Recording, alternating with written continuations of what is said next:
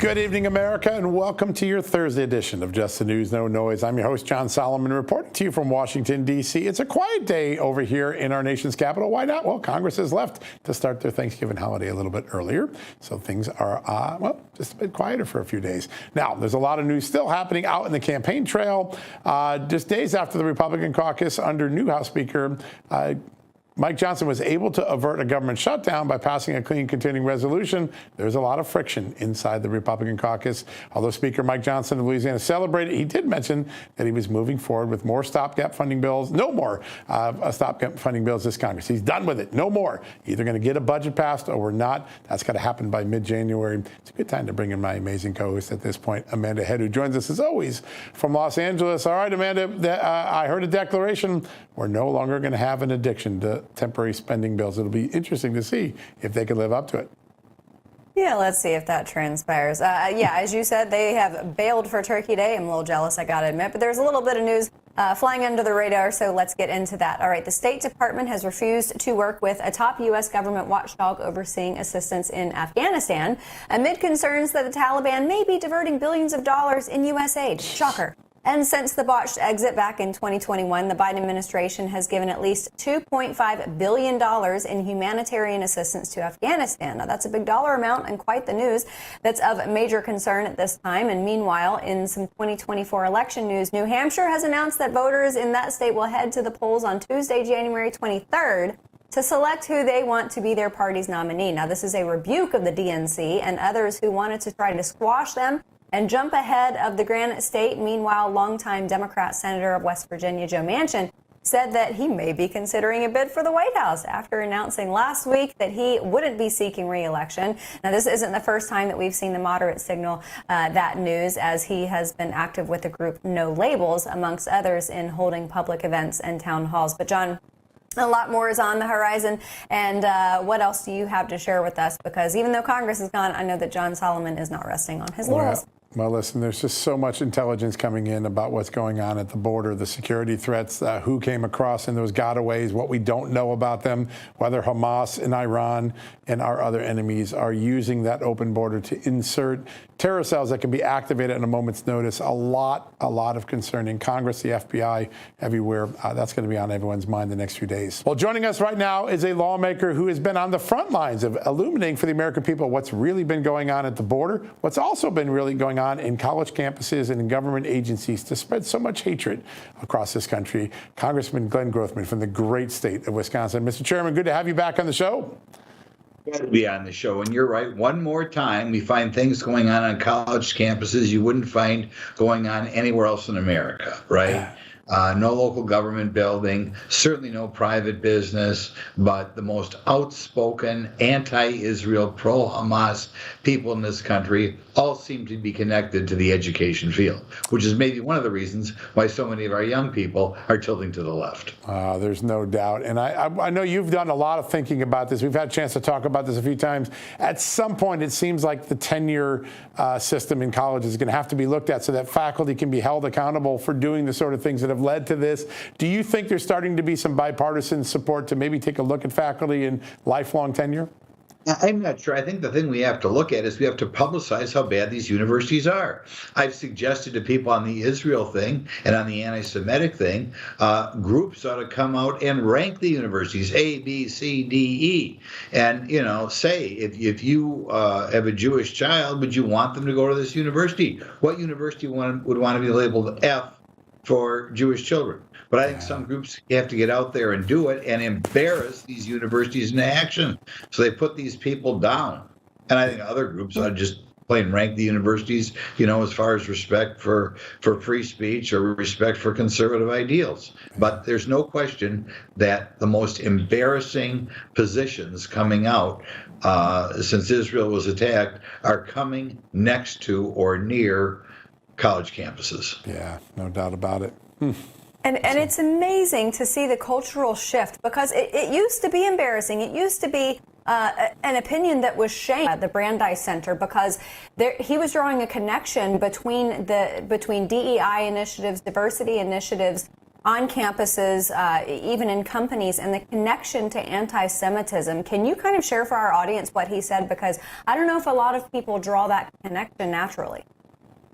No, there's no question about it. The same type of people who push the DEI are the same type of people who push anti-Semitism, because it's both coming from the left. They both want to destroy the values of our country. They want to destroy the United States and Israel at the same time. So it's not surprising that you find this cross-pollination. The same people who are anti-Israel are pro-DEI.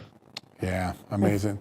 Sir, you have been such an important voice on the border. Nearly 300,000 people, when you take gotaways, crossed last month. We just don't know who's coming across here. The testimony of the FBI director and others, very, very alarming. What do you fear is going on behind the scenes? I'm sure people are coming across the border, and why wouldn't they? Joe Biden advertised, even before he won the election, he advertised that, you know, we're going to try to let as many more people here as possible. And so this shouldn't come as a surprise. Right. I think you're soon going to see a big fight over the Ukraine bill, and it's important the public familiarize themselves as far as what is going on. Yeah, so because we're going to need the public support to win that fight, because I think the Republicans are ready to say no more money for Ukraine, no more money to stop the invading Russians unless we stop the invading people at our southern border. I hope my colleagues are all on board with this. Yeah, I think that's the deal the American public's ready to make. Yeah. I mean, at our southern border, we're not just letting poison in the form of fentanyl. It's poisonous ideology. And regarding that testimony of FBI Director Wray, I found it interesting because he was almost flexing about the 50-something counterterrorism groups that are trying to address these issues of possible Hamas terrorists or Islamic terrorists coming across our southern border. But I have to think to myself that in the past, you know, we've seen the leaked memos of the FBI asserting the notion that, for instance, traditional Catholics are, you know, right-wing terrorists and parents on school boards who raise questions about what's being taught to their children. And it seems to me that there's a great amount of effort being drawn away from actual terrorism and pointed in the direction of just people in America. Bringing up another issue. Right now we're going into budget time. There are negotiations between the Republican-held House and the Democrat-held Senate. And one of the things we're going to fight over is the FBI. Is the FBI going to pay a price for scaring, justifiably so, law-abiding Americans, religious Americans, or are we going to give them a big building and a big expansion in funding? You know, they have got to pay a price or make it, they have to feel it in their pocketbook if they're going to stop this going after regular Americans. Yeah. So I know you got to go. Just one last question. There was an incredible report put out by Congress, $451 billion a year being spent because of illegal immigration and illegal immigrants on our soil, led in by Joe Biden. That's a staggering number. Has it had some impact on lawmakers? I would hope so, and I hope it has an impact on the public, because ultimately the lawmakers react to what's going on out there. And you know, the Republicans, I think, did not do as well as they should in the last two elections because they didn't make a big deal enough about what happened at the border. Donald Trump himself would have got reelected if he talked as much about the border in his second race as he did in the first race. So that's why I try to get on your show and talk about it. I try to go on the southern border and talk about it. But the American public has to know, dollar-wise and even more idea-wise, what happens with unlimited people coming here. Before we talked about anti-Semitism in America, a lot of that anti-Semitism is being driven by people coming here from other countries who are anti-Semitic. Well, what do you expect if you let everybody under the sun come here? That is such a good point, sir. From the vulnerable children that our government lost track of to the terror threats that are coming across our border, you have been such an important voice. We are so grateful for your tireless work trying to protect this country. It's great to have you on. I know you got to run, but thank you for joining us. Much for having me. Thank you, sir. What a great honor. Amanda, I want to just follow up on the beginning of that conversation because I think so many people have been shocked in the last few months seeing these displays of anti-Semitism, which, by the way, have been on campuses for 4 or 5 years. We've been chronicling it since the beginning of Just the Newsreel, America Voice has. But there's an awakening now of the general public. Oh, my God, we allowed hate and intolerance to fester. It seems to me that the faculties are the next wave of this fight, that there has to be accountability. What have these teachers been telling our children? What do they say in their own posts? What do they feel comfortable sharing when they're walking down the campus? It seems to me that this war is going to move towards faculties. What are you hearing? Because California's had a lot of episodes just in the last couple of weeks. Yeah. As I was driving to work this week, I saw a sign that someone had put on a freeway overpass heading to the studio, and it said, "Stop killing children." And I don't know which side they were on, but I do know that, there are a lot of Jewish Americans in Los Angeles. And I just have to wonder if we are going back to the days of what we heard. From Ronald Reagan. I didn't leave the Democrat Party. The Democrat Party left me. And you have so many Jewish Americans who I think expected their Democrat allies to stand arm in arm with them, shoulder to shoulder with them in fighting anti-Semitism. And a lot of times they're finding that those former friends are, they're not picking up the phone. Yeah, no, it is an extraordinary moment. And I think when we're done, the Democratic Party is going to probably be split 2 or 3 ways over this. I think the Muslim Arab vote that has been long in there and the Jewish vote are going to split. It's not clear. Maybe they both will split. But there's an existential crisis in the Democratic Party because it's tried to be ambiguous about where it stands on issues of hatred and intolerance. At the end of the day, it's a simple math equation, right? Hamas equals hate. And if you can't condemn hate, if you can't condemn Hamas, you can't condemn hate. And the Democratic Party spent a long time saying it was fighting hate during the civil rights movement and afterwards. Now it's the party that's being accused of failing to fight it. It really is a pretty extraordinary thing. The chairman also talked, and he's doing such great work in the subcommittee on oversight on the border, but he talked about the lack of attention that the border gets, even in Congress, gets in the agencies. People yawn despite these extraordinary numbers every month. They go, oh my God, 300,000 people came across the border. Do you think the last couple of weeks' developments with all the dire warnings of the FBI, that maybe Americans are like, uh-oh, we just lit a time fuse on a bomb that's been building for years? I think people may be getting a sense that the last 2.5 years haven't been as good as we thought.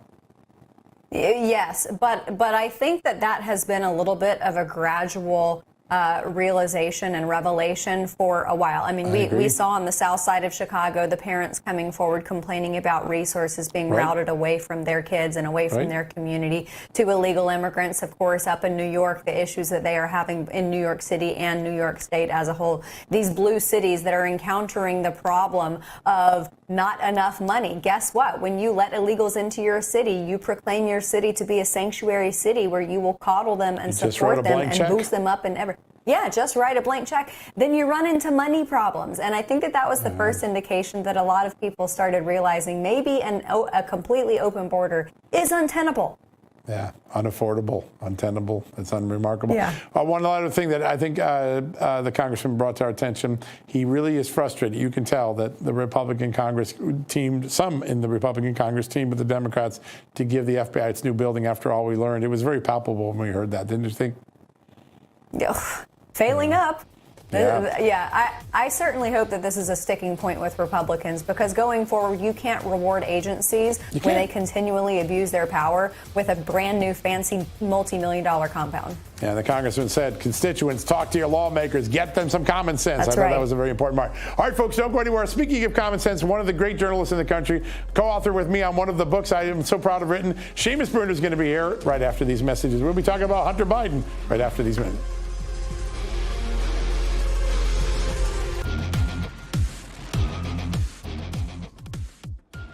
Welcome back, everybody. In the weeks and months to come, we are going to see some Biden family members and associates testifying in front of the House Oversight Committee. I believe Rob Walker is one of the ones who's already on the book for them. And just yesterday, Hunter Biden asked a judge to subpoena Donald Trump and ex-Justice Department officials in his gun case.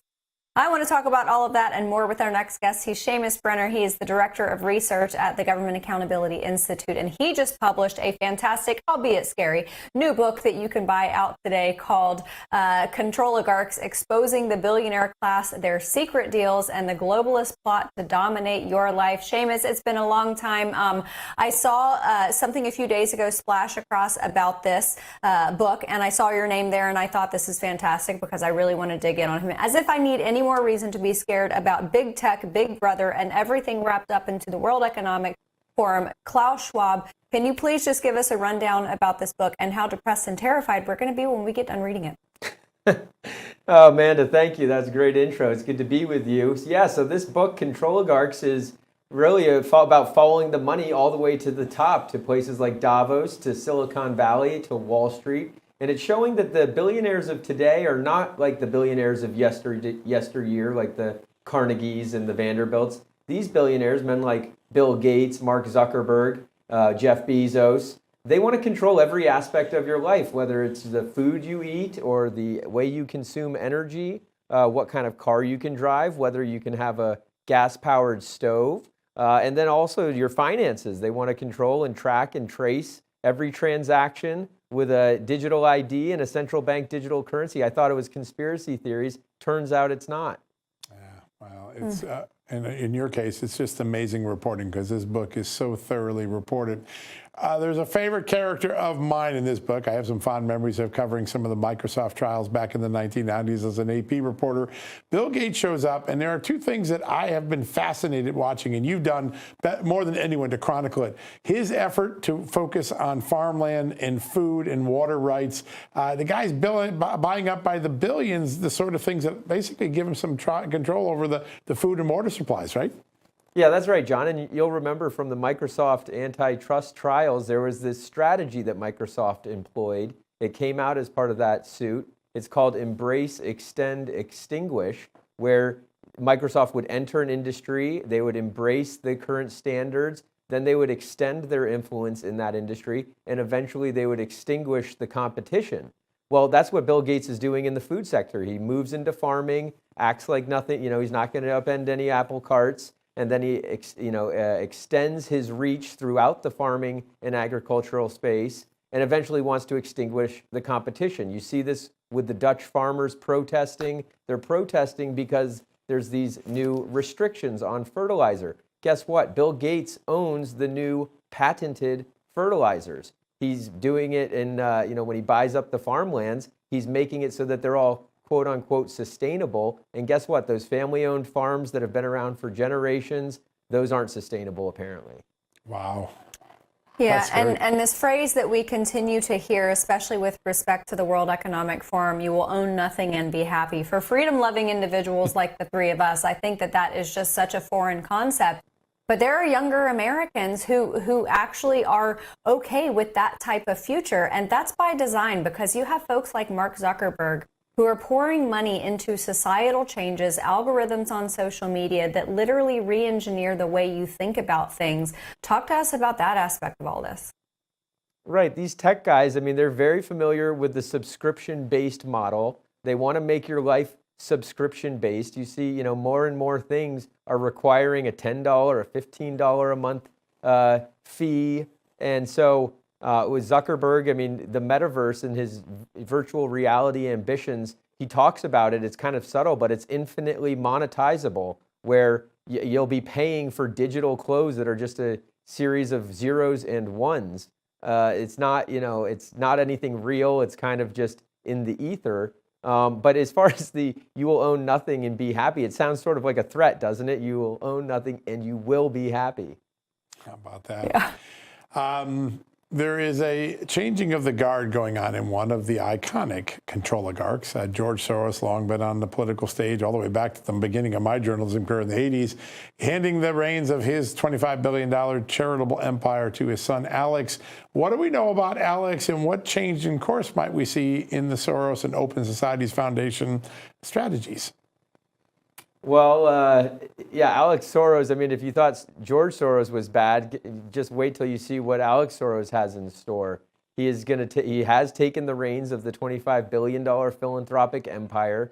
And if George Soros' funding and influencing of elections is kind of one of his primary focuses. Another one is abortion, birth control, billed as maternal health. Alex Soros wants to really increase that funding, focus on the elections, focus on increasing women's abortions.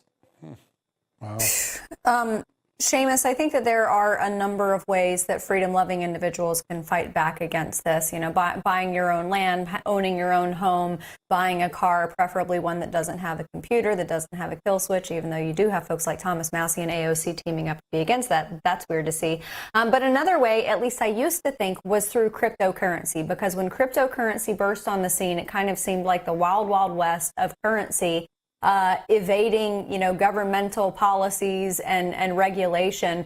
But it seems like the more and more that government gets involved, the more and more Congress talks about it, and the word crosses their lips, I get more concerned that that's not a way to fight against these control oligarchs. But what are your thoughts on that? Is that a way to kind of be one of the renegades getting away from this type of one world order future for us? Yeah, so the book talks about two types of digital currency. There's centralized bank digital currency, CBDCs, and then there's decentralized digital currency. And the one that you don't want is the one where is centralized. It remains to be seen if Bitcoin or Ethereum or these other decentralized cryptocurrencies are actually a way out of the CBDC matrix or what. But there is a battle gearing up from the decentralized versus the centralized. And the way to remember it is these characters want to centralize everything. They want to centralize control of the food production, centralize control of the energy production, and they want to centralize control of the currency so that they can track and trace via digital ID and digital currencies. Seamus, one of the things that this book does so well is that it not only personifies and gives the agendas and the tactics of the control oligarchs, it shows the cumulative impact of their work on freedom. And of course, a control oligarch fears freedom, right? If we're free, they can't control. The reduction in Americans' liberties, whether in speech or in censorship, is so enormous in the last couple of years. You do a great job chronicling it and tracing it back to these control oligarchs. Is American liberty, as we know it, on the precipice of decline? Yeah, we're on the verge of this. I mean, it's just an epic battle for for our freedoms. And whether it's 5 years or 10 years or 3 years away, what we do know is that people like Bill Gates and Mark Zuckerberg, they appreciate the China model of, zero dissent. During COVID, you saw Dr. Fauci and Bill Gates both praising the authoritarian lockdowns of the CCP. You see that they've partnered with China for years. The tech companies have partnered with China for years. Microsoft helping crack down on dissent in China, and they want to import that control over information to the U.S. And we've seen them do it just in the election cycles and during COVID using, disinformation as the tool. Yeah, right down to closing your church. Seamus, I think that especially in this current news cycle, it's very easy to tie what we are seeing with globalism to the inception of the internet and social media and modern technology. But I think it goes back further than that. I think that this globalist movement has been percolating for quite a while. When did this all really begin? It began quite a while ago. I mean, at least in the 1960s is where you had the limits to growth, which is it's a kind of esoteric. You'll have to read about it in the book. But the limits to growth basically said that the Earth is going to end because of overpopulation. That kind of grew into global cooling, eventually into global warming, and eventually arriving now at climate change. And so climate change is a tool of control, just like the overpopulation fear tactics were of the 60s, and they realized that using this threat of some big crises or some real crises as the pandemic was, they can amass control over various industries. And so the thing to remember is the pandemic equals profit, the lockdowns were lucrative, and the control, that brings a lot of cash to these guys. Yeah, and it hasn't relented since then. Seamus, we would be remiss not to get your take on all we have learned in the last few months on the Biden family scandal. You and I were lucky enough to write a book together, Fallout. I think we were on the cutting edge of maybe illuminating what sort of a crime operation, or certainly a foreign influence peddling operation there was. But now we have all of these things. It's clear that Joe Biden lied his way to the presidency. He did not tell us the truth. But what is your big take, and what do you think the next big revelation is to come when James Comer gets some of these important witnesses on the box, like James Biden or Eric Schwerin or Rob Walker? Well, as always, John, it's follow the money. And I mean, I think the biggest revelation in the past few months has been these checks, these so-called loan repayments from James Biden paying Joe. I mean, that shows 6 figures, maybe more, flowing from the recipients of the Chinese Communist Party cash directly into the now president of the United States. It's the largest scandal in American history, as far as I'm concerned. China sending $31 million to the family of the then vice president, now president, and especially with just the state of the world today and how China is aggressive in sending so-called weather balloons over our country. It's the biggest scandal ever, and I guess we'll just see. Yeah. Well, 2 guys who I know always follow the money. The 2 of you, when you teamed up on Fallout, and then Seamus, your new book, Control Oligarch. Everybody, go check it out. It's fantastic. Yes, it will scare you, but it's important for us to have this information because then we can actually formulate a plan to fight back. All right, don't go anywhere. Superintendent Ryan Walters is doing a fantastic job in Oklahoma regarding our next generation's education. We've got to take a quick commercial break, but we'll be back on the other side.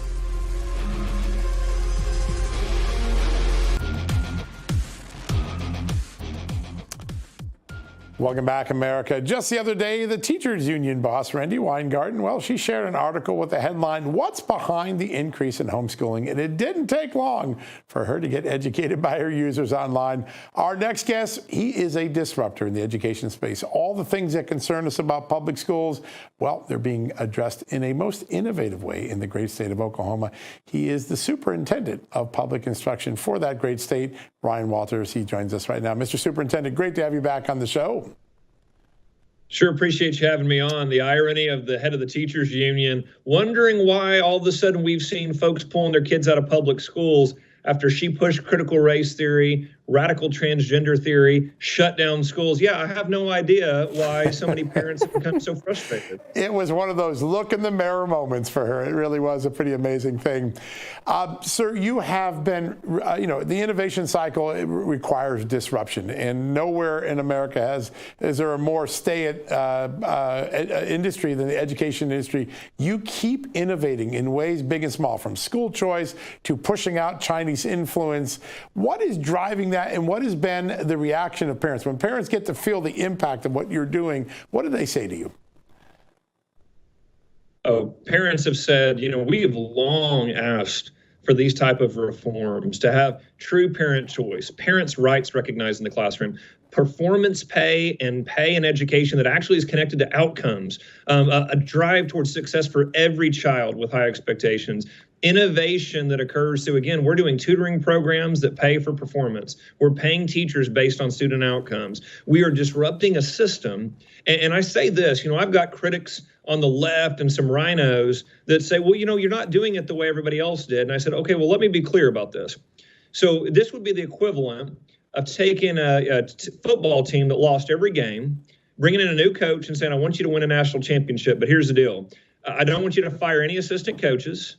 I want you to keep the same team in place, okay, no new players, and I want you to use the exact same plays as last year. And I said, that doesn't work. That doesn't make any sense now, does it? So I fired over 100 people at our government agency.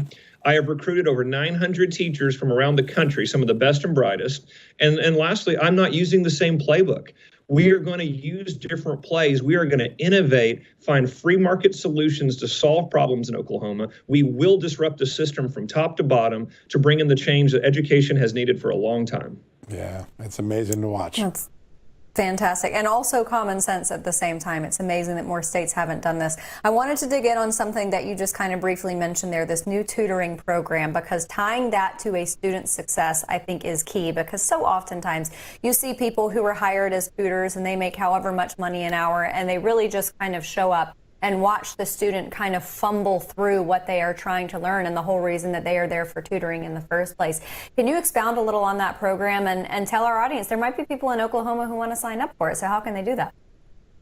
That's right. So I appreciate that opportunity. And what we've seen is education has largely been a socialist system for decades. And I say that meaning all the outcomes, doesn't matter good or bad, the same. Doesn't matter performance of the teachers, money is the same. Doesn't matter if schools do well or do poorly, the same amount of money comes in. Systems are funded, kids fail, teachers don't meet the bar that we've asked of them, and ultimately the public, the state, the country is worse off for it. So we've got to continue to find free market incentives that we know work. We know that they work because you see it in our history, you see it in different industries, and because the free market principles are based in human nature. And that's who we're working with here. We're working with human beings.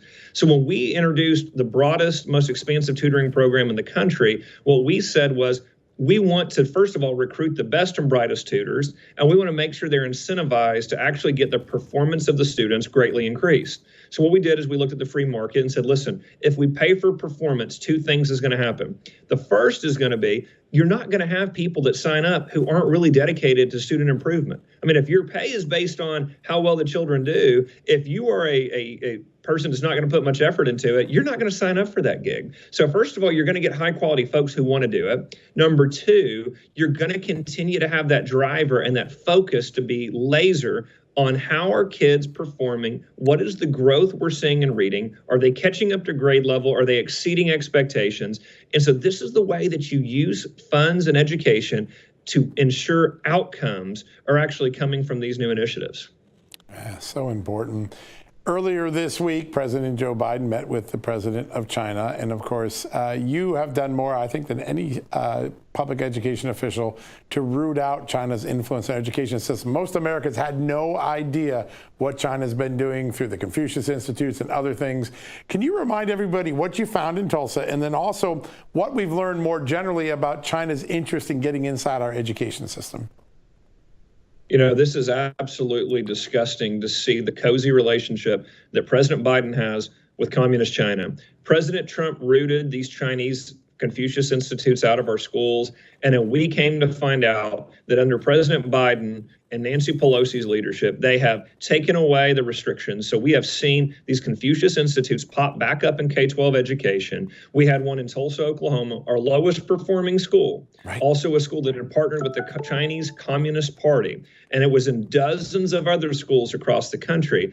And it's outrageous to see, you know, and notice it's the 30 pieces of silver that China offers here, isn't it? Hey, we'll give you a little bit of money. Just go and convince students that actually communism is good. Go and convince students that actually Western values are inferior to Chinese communist values. And by the way, we're actually going to censor what you can talk about, because we don't want you to tell your students about Tiananmen Square. We don't want your students to talk about Taiwan and the way that they've been treated here in the history of China. And it's just outrageous that we had school districts allowing this communist influence into their schools. It is every parent's worst nightmare. We have heard the anti-American rhetoric in our schools, the anti-Israeli rhetoric in our schools, and this is a great example of, well, why is that happening? Well, when you're allowing one of our enemies abroad to literally fund and provide the curriculum that our educators are teaching, that's exactly how you undermine American society. It sure is.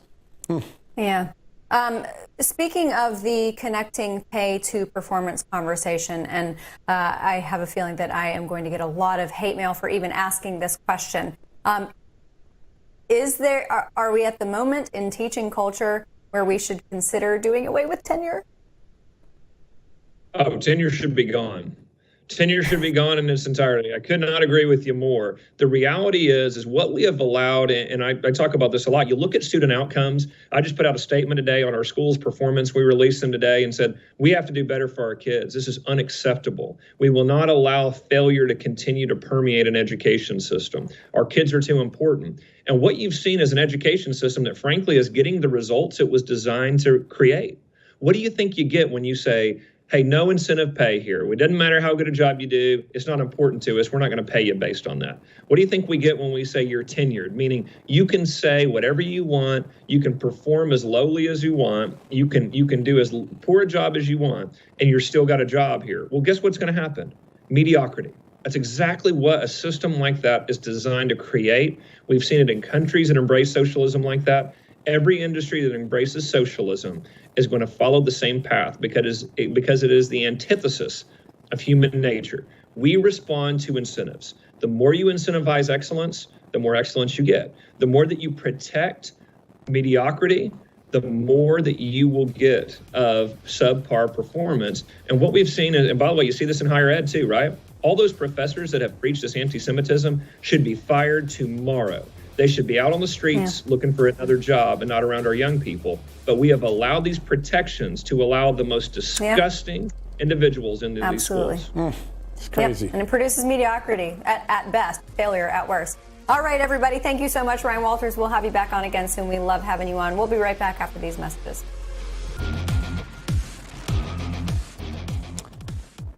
Welcome back, America. This next segment is a must-watch for anyone struggling with fatigue and low energy or struggling to maintain a healthy weight. By the way, I checked all three of those boxes at the top of this year, but over the last year, I have gotten a lot healthier. And I got to tell you, part of it was learning that there's a serious and silent epidemic called fatty liver that is sweeping our nation. And with great thanks to Pure Health Research for sponsoring this segment, we are going to bring you into a learning experience tonight. Dr. Holly Lucille is joining us tonight. She's a naturopathic doctor with over 20 years of clinical experience. Dr. Lucille, welcome back to the show. We enjoy having you on so much. Hey, thank you so much for having me. It's always great, and you're looking great. And I'm so I hate to say proud because that makes me feel very maternal, but thrilled for you for your decision to change and getting healthier. It feels good, doesn't it? It does. It is literally life-changing, and it, the energy, the ability to sleep better, the better to just have better consciousness. I'm dialed in a lot more over the course of the day. It's amazing, and I had so little knowledge that the liver was so essential to your entire experience, your metabolism. Fatty liver sweeping the country. Tell us why it's such an epidemic and what it does to very good people. Yeah, first of all, the liver, people think, okay, it's a huge organ. They think detoxification, but so much more. The liver is critical for our health and our well-being. Over 500 key function every day. But what we don't realize is there's 5 key functions that really affect how we look and how we feel, right? So weight management. Our liver controls our entire metabolism. I don't think people understand that. Everything we eat and drink gets metabolized by the liver. So it's important that it stays healthy. Also, energy levels, right? There are so many people that I come in contact with in my clinical practice with melancholy, just this protracted fatigue. It ties into metabolism because it helps direct utilization of glucose and fats for energy production, cholesterol levels, hormone health, brain health, by evacuating those toxins that can actually lead to early onset cognitive decline. And so over 500 functions of our liver throughout the day, but 5 of them really make a difference in how we look and how we feel. And the whole thing about fatty liver, it's exactly what it implies. And it's an epidemic. There are so many people. There are I have to say, I've got this stat that there is over 100 million Americans dealing with fatty liver, and they don't know it. Jeez. And they don't. Yep. That's crazy. So, Dr. Lucille, I think that a lot of people, especially in this economy, they feel stressed, they feel fatigued. And I know that you just listed off a lot of symptoms for people to be able to determine if they have fatty liver. But if they are experiencing those, how do they actually know if this is something that they're suffering from, and what do they do about it? I think it's a great question. And again, I will say that a lot of people don't know. So if you're experiencing it, talk to your doctor. Actually, ask for your liver enzymes to be checked, and also maybe an ultrasound of your liver, because what a fatty liver is exactly what it implies, right? There's fat that it basically just builds up around the liver cells themselves, and it can lead to the liver being sluggish, and it can negatively affect those 5 key functions that we just talked about: weight management, energy levels, cholesterol, hormone health, and brain health. And you mentioned Pure Health Research that is sponsoring this spot, but I love working with them because they make incredibly quality products. Their #1 seller is Liver Health Formula. Yeah. It's made, all of their formulations are made here in the United States. They care about their people. All of their formulations are backed by science, and they also give a portion of all products to a company that I love called Vitamin Angels, which helps nourish women and children throughout the world. So it's an incredible company, and it's an incredible product. Yeah, that it is. I've been taking it for over 6 months now, and my last blood work came back the best ever. Now, I had to learn something in this process, and that is that sugar, I mean, we all know sugar is a problem, right? But I didn't know a lot of things are sugar, but they're disguised with a different name. In fact, the food industry, I think, has 56 different names to help disguise the fact that sugar is in some of the food. Can you help us identify some of those names and why it's so important to stamp some of that sugar out of our diet? Well, yeah, it's a great point that you bring up, because a lot of people think about alcohol really affecting the liver, right? And also a lot of people think about our environmental toxins affecting the liver. And all of those things are true. But a lot of people also mind their environmental toxins. They don't drink alcohol. So why is my liver still being affected? You're right. Sugar is called non-alcoholic fatty liver disease. And the number one category of people that it's affecting is children. Why? Because they are consuming so much sugar. So if you think about sugar, yeah, is it going to say that? No, but it's going to say glucose, sucrose, fructose, maltodextrine, high fructose corn syrup. We all know about that one. And all of these sugars, as you said, are hidden in these ingredients in packaged convenient food. So diet, exercise, of course, is so important, but that liver formulation, that liver health formula from Pure Health Research, you know, what it does is it contains natural ingredients to promote every aspect of the liver health, right? Artichoke extract, turmeric, beetroot, help reduce fat deposits, which is so important in what we're trying to combat, fight free radical damage, because that fattiness around those liver cells creates inflammation and it creates oxidative stress. The best thing that I ever saw about oxidative stress is, you know, that great green bowl of guacamole, and if you leave it out of oxygen, what happens? It turns brown. What do? You put some lemon juice. What's lemon juice? It's an antioxidant on board, right? So that is what protects it. So this is protecting the liver cells from the onslaught of sugar, of alcohol, of environmental toxins. And then also, all of these ingredients help flush out those harmful toxins. And so what I like to say about it is that it's a synergistic combination ingredient formula, that it's like 1 + 1 = 10. Those ingredients help combat all of those things that we've been talking about. And it's already helped over 20 million people throughout the United States have a healthier liver. Well, Dr. Halalu, you help us all have a healthy liver. Your education, all you're doing to train us has made such a big difference. Personally, made a huge difference for me. I tell you, 2023 is a year I'm not going to forget, and you have been a big part of that. So thank you for joining us today. And folks, if you want to get in on what I've been experiencing, you want to get that healthy liver, maximize your energy, boost metabolism, then you should try Liver Health Formula risk-free. Go on over to www.getliverhelp.com/justnews to place your order today. On that website, you'll receive a free bottle of their nano-powered omega-3 formula for your qualifying purchase as well. It is a game changer. I put the bottle in front on my kitchen. Every morning I wake up, go down for breakfast, I take one. I am doing incredible. My doctor could not believe my blood work. I want you to have the same experience as me. Go check it out today. GetLiverHelp.com right now. All right, folks, we've got to take a quick commercial break. We'll be right back after these messages.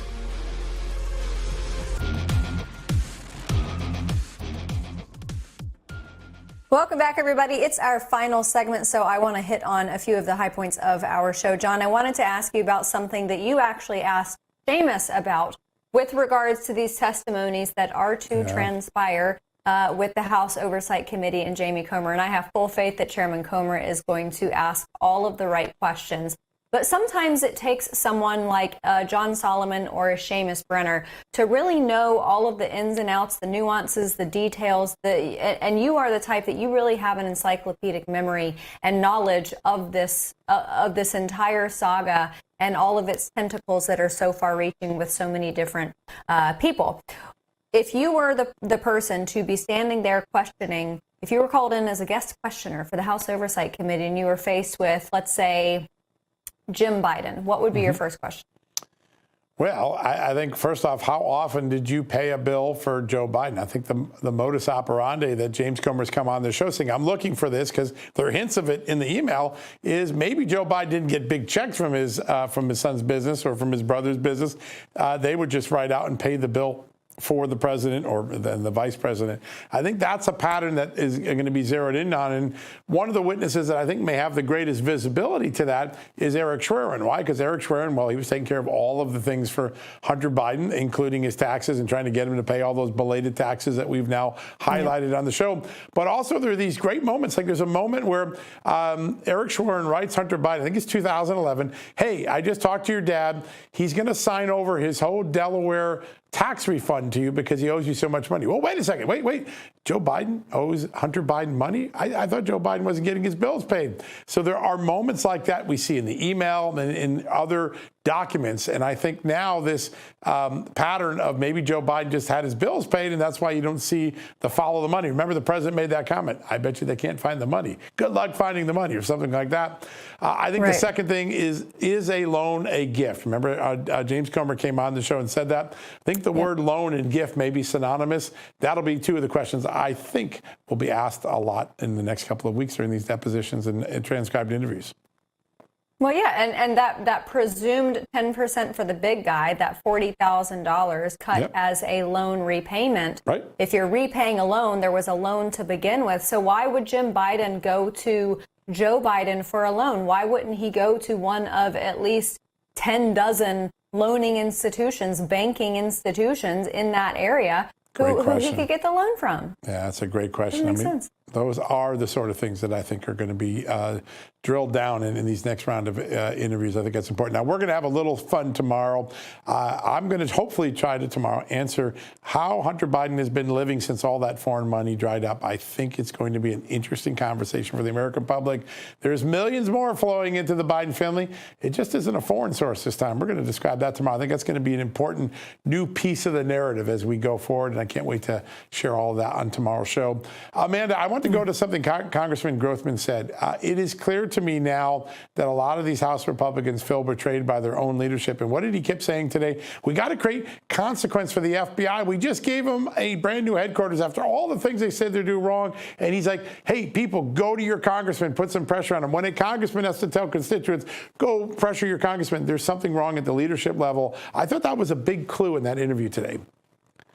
Yeah, but I also think that it is another reminder to all Americans that you should have your representative on speed dial, and you should call them. Look, you're going to get either a voicemail or a staffer. It's not like that person is going to pick up, but you inundate their voicemail system, and you get to the point where their voicemail system is full and they have to delete and start over, and those staffers are going to pass the message along to their boss. On that decision that's being made. So I know that sometimes it feels futile, it feels fruitless to do this, but I promise you that the message gets through, especially the more voluminous the response from the constituents is. Yeah, I totally agree. AMAC proves that time and again. They have an army of people doing that all the time. Ryan Walters, real quickly, rooting out China from the American education system. Who thought we'd ever have that conversation? But that's a real threat right now. Your takeaway from the superintendent.